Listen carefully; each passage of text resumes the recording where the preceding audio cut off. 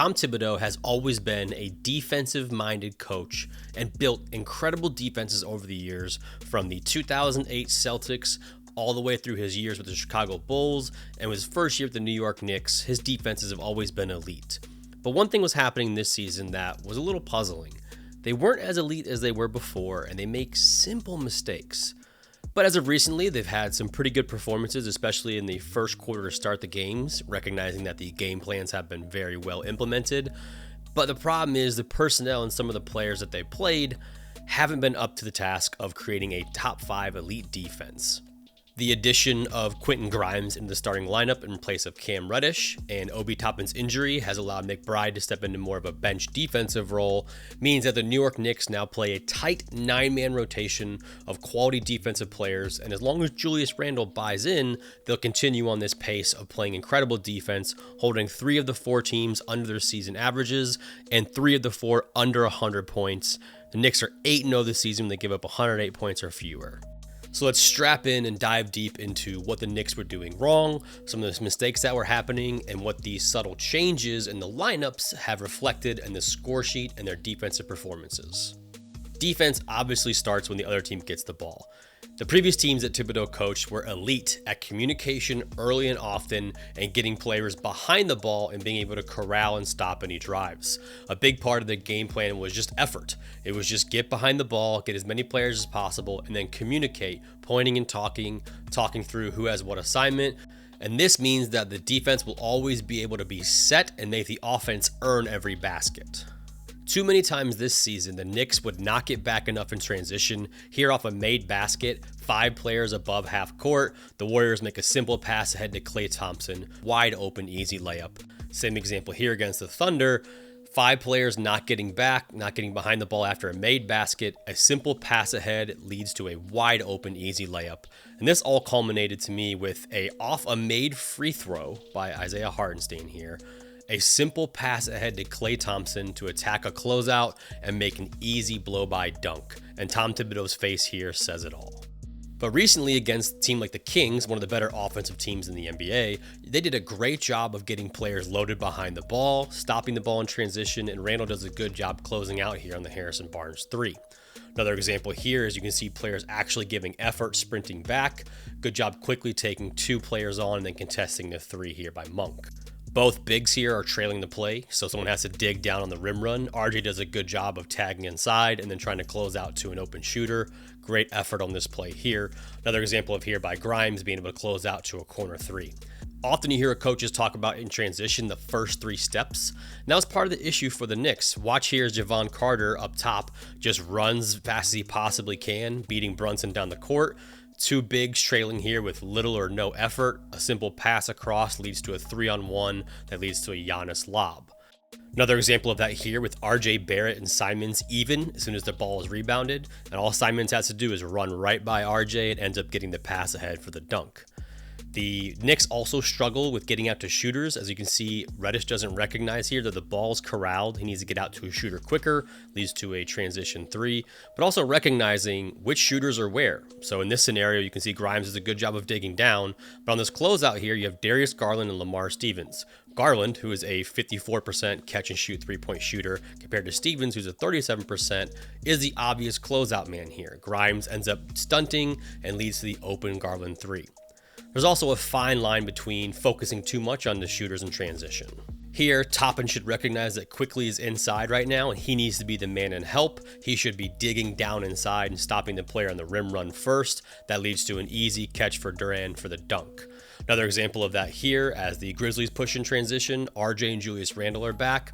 RJ should be recognizing that the weak side threat is there and not tell Randle to get out to the shooter, and instead it leads to the layup in transition. And these layup and transitions happen all the time because of poor point of attack defense, aka nobody stops the ball in transition. The first rule of transition defense is stop the guy with the round thing that can score. That's it. Stop the guy with the ball. Don't let him get anywhere near the paint. Force, contain, contest. You can see here the Knicks don't do a very good job of containing here, and Randle steps up to help. That leaves the drop-off pass to Mobley for the easy finish. A problem for the Knicks, though, has been even when they stop the ball, they can still get burnt, as we can see Reddish here just fall completely asleep. So when 2 players are on the ball, the backdoor cut for Dort is wide open.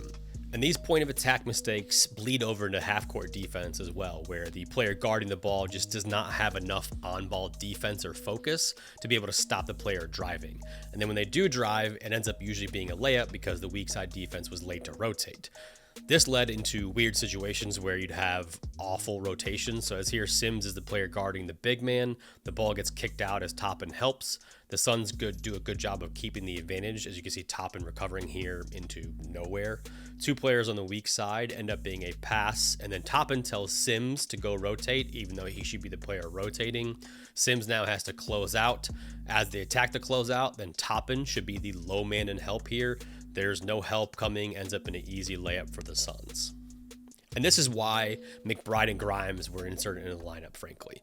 These two players, their point of attack defense has been absolutely outstanding. Against the Kings, McBride made Herter's life miserable, and Grimes did a fantastic job against Trae Young in their matchup with the Hawks, doing a great job containing the drives and making sure every drive was contested, cutting off driving angles and not allowing him to get into his rhythm, especially when he tries to reject the pick and roll, which is one of Trae Young's favorite moves. And in transition, being able to stop any drives or easy opportunities. And frankly, a big part of this has been Julius Randle holding up too. As he was attacked here one-on-one by Harrison Barnes, he did a great job of holding up and not allowing an easy driving opportunity and a good contest. One of the interesting parts about the Knicks defense is where the help is coming from. As you can see, the drive here by SGA against RJ Barrett. Normally this would be a help low situation, but Hartenstein ends up helping off of a big and just collapsing right in the paint. This leaves a shooter at the top of the key wide open. Although maybe a poor shooter, it's still not great to give these open threes. Some of the better teams in the NBA defend this with peel action, which means as the help here by Porter Jr. on the drive, Draymond then peels back and gets his man. And especially against teams that play 5 out, this is really important in modern NBA, being able to switch like this or at least recover like this, even though it may create a mismatch.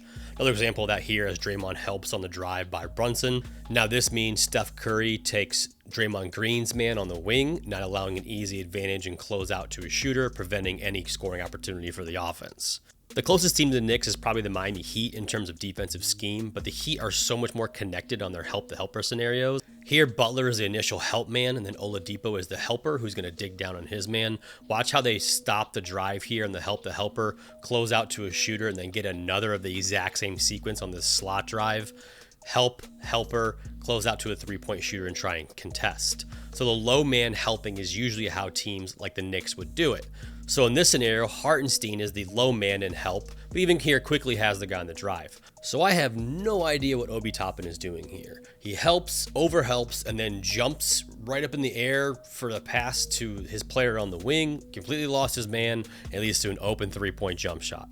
I have no idea.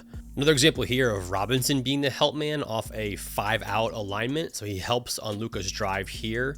And then as Luka spins, that means Randle is like, oh, he's got the drive. I'll recover to my man in the corner. So as Luka goes up, Randle kind of cheats in. Maybe he'll have to help again. Leaves his player wide open in the corner for an open corner three. One of the best in the NBA.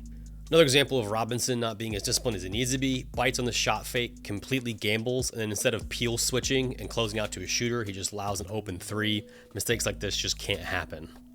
The recent games, especially against the Kings, their defense was so on point and outstanding. Here, a random switch on this back screen here gets Hartenstein on a wing, RJ on the big Metu from the Kings. Hartenstein close out on the weak side, and RJ Barrett is now the low man in help, does a fantastic job of timing his help and getting up and rising for the block. Another example here of them being more connected. Randle recognizes he might need a help low, but then gets back to his man as quick as possible. RJ does a good job of recognizing the zone up and contesting the three from Keegan Murray. And these happened all the time where they were so much more connected and seamlessly transitioning from one play to the next on the defensive end. The Kings make you guard multiple actions, so you're going to have to prepare and defend a handoff into a ball screen, into a backdoor cut, an elbow touch, split cuts. Everything they throw at you, you have to be more connected on. As we can see, Hartenstein here defending an empty pick and roll. Grimes does a good job of recognizing he doesn't need to be in help anymore, closing out and contesting, forcing a shot clock violation. One of my favorite plays from the Kings game was how they crowded space here, but where the help comes from on this drive baseline from Robinson usually gave them problems in the previous 5 or 6 games. Grimes does a great job of rotating over, but watch McBride in the opposite corner flying out the shooter. That's the type of effort the Knicks have had that changed everything. The Knicks' help comes from the gap a lot, especially with the bigs against 5 out. Mitch Robinson in the gap here, driving kick leads to the open three. Of course, these are some threes that the Knicks are going to concede, especially teams like the Thunder, who aren't particularly a good three-point shooting team, but they're still NBA players, and it's generally not a great idea to just concede open threes to anybody. But in the gap help, sometimes they overhelp. So RJ Barrett standing in the gap here does a good job of closing back out, but then Grimes stays in the gap one pass away, where it should be Hartenstein low, driving kick for Devin Booker leads to an easy three-point jump shot. This play is a microcosm of some of the Knicks' defensive issues.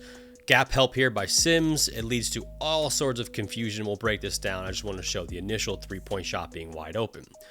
So the first initial drive here by Giddey has Sims, Quickly, and McBride all recognizing it, leading the player who passed it to be wide open, Obi Toppin low, who should be the low man in help. Here, Giddey drives. All he has to do is draw three players in the paint. That leads to a wide open three-point jump shot. These mistakes happen all the time off the ball, where players are caught kind of ball watching. A drive here with Reddish guarding Steph Curry, a player you should never leave open, forces Hartenstein to guard in space, which is not his strong suit, leads to a Steph layup. Another example here where Hartenstein switches off of Kelly Olynyk and tells Quickly to guard him for some reason, or maybe he says, I got Clarkson. I don't know. This is weird. When the ball screen's set up top, you're going to see the breakdown start. So Hartenstein right now is the low man in help, who is now guarding Jordan Clarkson for some reason. As the ball screen's being set, Randall tells Brunson to switch on this roll here. You can see him pointing and talking, communicating that, which now means Randall's on Conley, Brunson's on Markkanen, and Hartenstein has to close out to a shooter here. So he closes out correctly and runs the shooter off the three-point line. Conley is now matched up on Randall, so when Brunson is the low help and correctly helps, so does Randall. So Randall helps too. So now you have two players helping. Randall completely loses his man Conley off the ball. All Clarkson has to do is just pass it back to Conley for the wide open three. With the lineup changes, the gap helps and peel switch has been much more connected. As you see Grimes in the gap help here. Randall then helps in the gap as Grimes switches onto his man Culver, leads to a deep contested three. Against the Kings, a great example here of Sims in the gap, then Quickly in the gap, forces a travel turnover. Another reason here, RJ does a good job of closing out to his shooter and contesting. He's been much more cleaner and much better in terms of how they're going to help and where they help from to stop the offense. Their main ball screen coverage is at the level where a player guarding the ball screen almost has a hand on the ball screener, with gap help to prevent any driving opportunities, especially in empty ball screens. Good job here by Grimes being in gap help and then recovering out to a three-point shooter. Some of the problems that they'll have is if the player guarding the ball gets picked off, they can still lead to open three-point jump shots. So for players like Simons and Trae Young coming off bombing, sometimes the player isn't as high as they need to be and gets picked off too easily and dies on that screen. And then the gap help can be a little bit too aggressive at times. You can see Quickly trying to get someone to help up, but as Quickly helps in the gap here, it's a pretty easy one-read pass for Donovan Mitchell to pass to an open three-point shooter.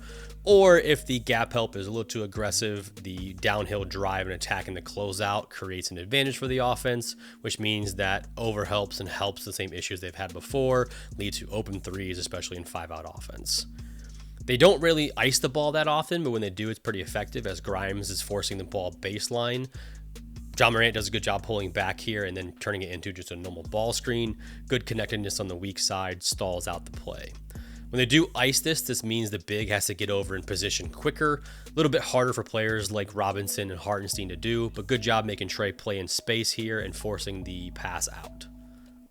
The whole point of ice ball screen coverage is to not let the player use the ball screen and then help on the weak side more. One of the ways this is very useful is against players like John Morant who like to go left to force him to go back right, and especially here playing into space, so going away from the ball screen, going to his right hand. He's still very good, but going to his non-preferred hand is what you want to do against superstars. And although it is effective at not allowing to use the ball screen, it does make the read a little bit easier for the offense, as all Luka has to do is read here what RJ's doing, which leads to the lob pass. And of course, if the player is forced one way, they'll just flip the angle of the ball screen. So Nurkic ends up flipping the angle of the ball screen here to allow Simons to drive downhill against a big who's higher up than he probably normally is. And of course, the one that you can't give up in ice ball screen coverage is a reject, as we see RJ Barrett forcing Wiggins to his left. He gets rejected. That leaves two players out of the play, so Quickly and Brunson now have to stunt, and even though Randall was the weak side help here off of Draymond, he doesn't even address it and ends up Wiggins getting the easy layup. One problem they have is instead of helping at all, they overhelp. So Randall here overhelps when there isn't even a roll. Hartenstein clearly has that, so all Giddey has to do is just fire a skip pass and it's an open three. These happen way too often. Looney's not even rolling here, so Brunson helping up on this drive doesn't make any sense. An easy driving kick to DiVincenzo for the open three. Another example here, as Randall cheats early, and cheating early means that open skip pass is wide open. Booker does a good job reading it, fires it for the easy three. When Randall's guarding ball screens, they like to have him hedge, which means here there's no real reason for Quickley to overhelp this far, but he did. So now Rose rotates next to Aldama. Now Quickley should be rotating to Jones, and then Randall should go to the opposite corner or the furthest threat away. Instead, they both go into no man's land. They don't know who's guarding who. Easy skip pass for the corner three for Roddy. Another example here, how simple actions just beat them. A weak side flare screen gives them a lot of problems because Toppin is responsible for the roll man here. So as the player rolls, Toppin's caught in between. Instead of having Quickley rotate out to the shooter, this leaves a wide open three-point shot at the end of the quarter for the Jazz. And these simple mistakes happen all the time. Hartenstein does a good job hard hedging here initially, but then loses sight of his man. Nobody communicates where his man went. This little short roll and hand back right to Simons leads to the wide open three. Another example here, how Toppin gets caught in no man's land, especially in pick and pop scenarios. He doesn't know whether to help on Shea, help on the roll man, gets caught in between, kind of pointing a low man. It just creates a lot of confusion. And they can't switch anything either, especially with their previous lineups where Reddish should be switching on a Draymond here and leads to the wide open dunk. Another example here, how Mitchell does a good job snaking this pick and roll. So now Randall is on him because he switched with Barrett. Garland does a good job making the extra pass to Mobley, and then Randall does a great job guarding the block, leaving Donovan Mitchell wide open. Not the best idea. And Julius Randle was a culprit in a lot of these scenarios.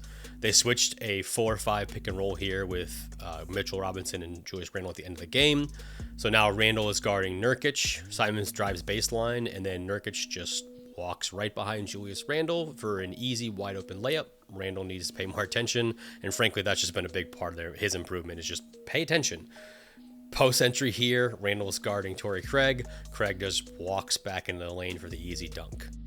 One set gave the Knicks a ton of problems as they run this high ball screen ghost action with Jaren Jackson Jr.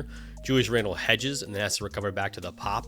Instead of this, RJ Barrett stunts off the corner. Randle goes to the corner as well, leaves the three-point shot wide open. Same play, same game, different defenders. Ja blows by Cam Reddish here early as Jaren Jackson Jr. runs off the top. Obi Toppin and Hartenstein both step up and help here. That leaves an easy read for Ja. Throw the lob dunk to Brandon Clark. Same exact set against the Cavaliers. You can see as they set up this action here, just a down screen into a ball screen is what the set is. McBride does a good job of telling Obi, hey, I'm going to send him this way. Obi Toppin says, cool, I'll set up the other way, which leads to a bunch of mistakes. Darius Garland gets downhill. Hartenstein does a good job of rotating and help low, but that leaves a driving kick and then extra pass when the defense is in scramble for the Kevin Love three. Another action giving the Knicks trouble is Spain action, which is when they're playing higher up and up the touch. It's a back screen on the ball screener. As you can see, the back screen here on Robinson leads to a Luka layup. They also end up causing some confusion getting a switch here. So you can see as this back screen is set here with Brunson, they do a good job of rotating. Brunson switches. Grimes does a good job of trapping down, but then nobody rotates over to the open shooter, leaves a wide open three, and then the extra passes if the rotation was correct.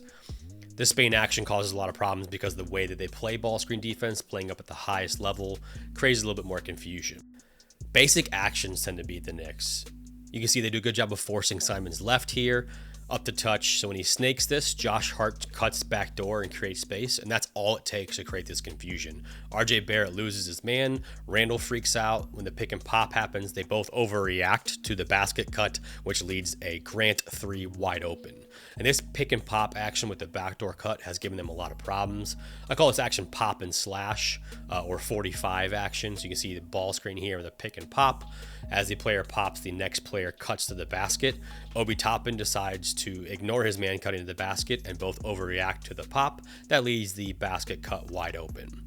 This pop and slash action is usually defended with a veer back switch. So you can see Cam Reddish here should switch onto JaMychal Green, which he does a good job of. But then as the pass is made to Draymond, well, Green just cuts right past Reddish, who gets beat so easily for the layup, which is probably why they want to get rid of him.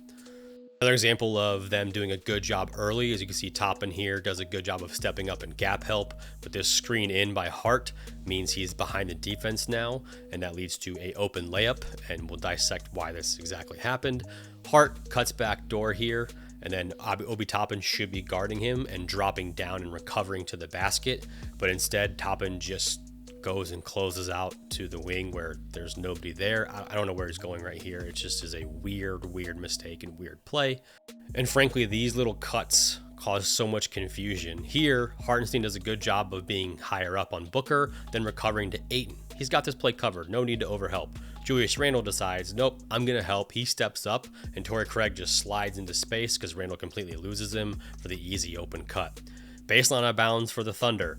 One screen, no coverage, just a simple underhand pass from Giddey to Jalen Williams for the easy layup. Another example here, they do a good job top blocking Booker, which means they force him to the basket, but then when he goes to the basket, nobody guards him, so it's an easy open backdoor cut in the lane. This backdoor cut usually flows into Spain action, so as they top block this, Shea becomes the back screener in Spain action, which can give the Knicks problems still. And frankly, just basic off-ball movement gives him lots of issues. Grimes here is guarding Bridges. All Bridges has to do here is just cut through the opposite, and Grimes thinks Randle is going to take him. Bridges just keeps walking through, and he misses the shot, which is fair enough, and it leads to an offensive rebound by DeAndre Ayton, which is the other issue the Knicks are having, is they're giving up 30% offensive rebound rate, which has significantly decreased in the last 4 games, which has allowed them to have more wins. But frankly, it felt like every time they gave up an offensive rebound before that it was leading to an open 3-point jump shot. It was pretty remarkable.